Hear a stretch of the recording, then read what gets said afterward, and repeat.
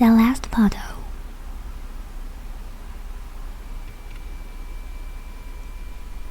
It is Saturday afternoon. Martin and his sister Pam are in Cambridge for the day.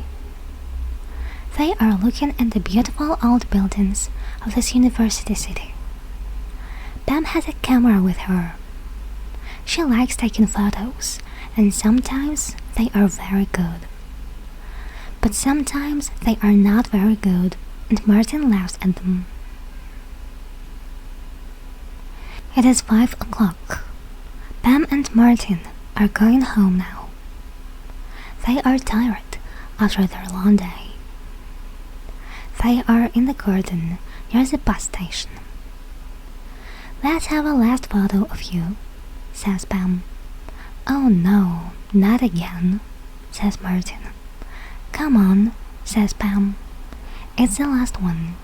I want to finish the film in my camera."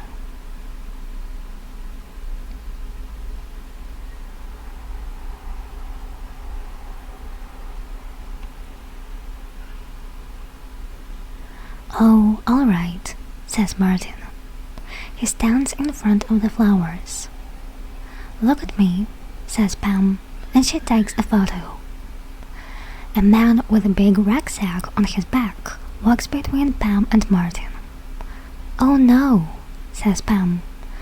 "Now I've got a picture of that man, not of you, Martin." The man looks at Pam. He is angry. He goes across the road without a word. "That man isn't very nice, is he?" says Martin.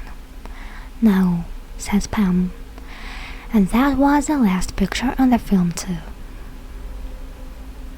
The man with the rucksack on his back goes into the bus station.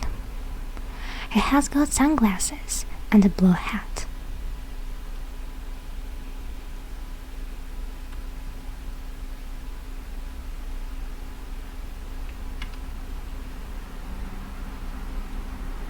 "Come on," says Martin. "Let's find our bus." They go into the bus station.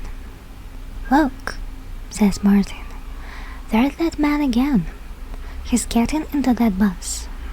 He's going to Aberdeen. That's in Scotland." "Good," says Pam. "Far from here and far from me."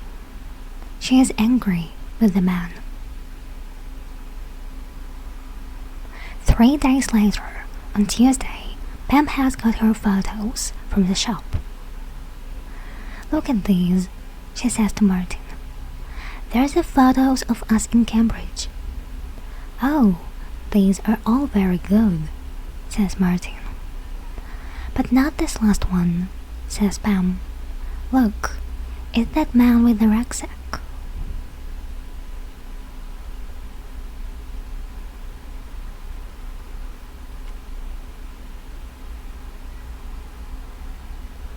In the photo, the man is in front of Martin.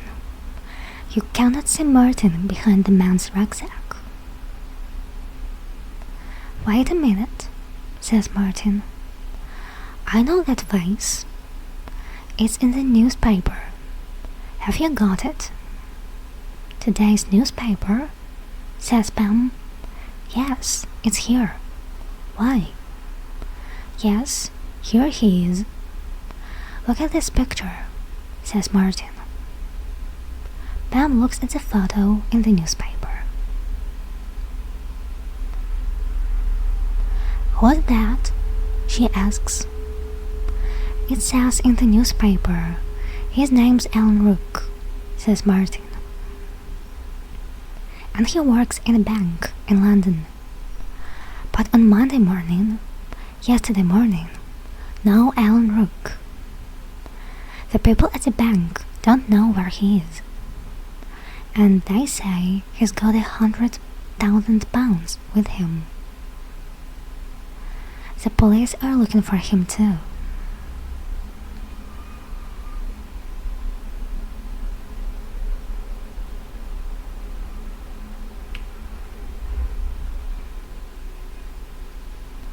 "But is that the man in my photo?" asks Pam. He hasn't got a beard, and he hasn't any hair. Look at his ears.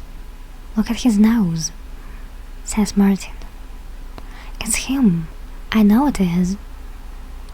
Martin has an idea. He takes a pencil and starts to draw on the newspaper. What are you doing? Asks Pam. Look, says Martin. I'm putting their glasses and a 2-day beard on the man in the photo. Now I'm drawing a hat on his head. See? Now look at the 2 pictures. You're right, says Pam. It's him. It's Aloud. Come on, says Martin.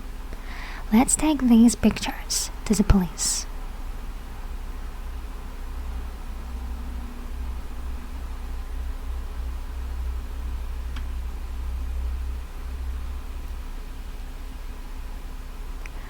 At the police station, Pam and Martin speak to a policeman. They put Pam's photo and the newspaper on the table, and they tell their story. That's Aloud, says a policeman, in Cambridge at 5 o'clock on Saturday. The big question is, where is he now? We think we know. He's in Scotland, in Aberdeen, says Pam, or he's near there. They tell the policeman about the man and the bus to Aberdeen. He's got a rucksack and a tent on his back in the photo, says the policeman. He isn't living in a hotel. He's camping. If we're lucky, he's still in Scotland. I must make a telephone call.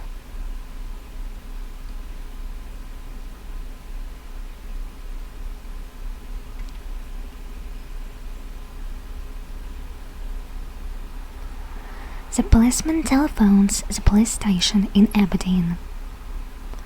Aloud's in Scotland, he says. We think he's camping near Aberdeen. He's got a short beard now.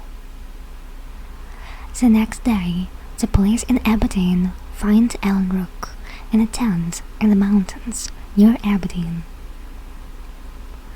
The money from the bank is in his rucksack. The next morning, Pam and Martin's story is in all the newspapers. There is Pam's photo of Aloud at the bus station. There is a picture of Martin and Pam too. In the newspaper it says, Camera girl gets photo of Rook.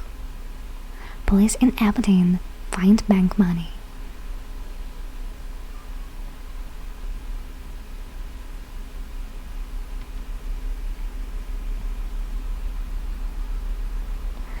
People at the bank are very happy.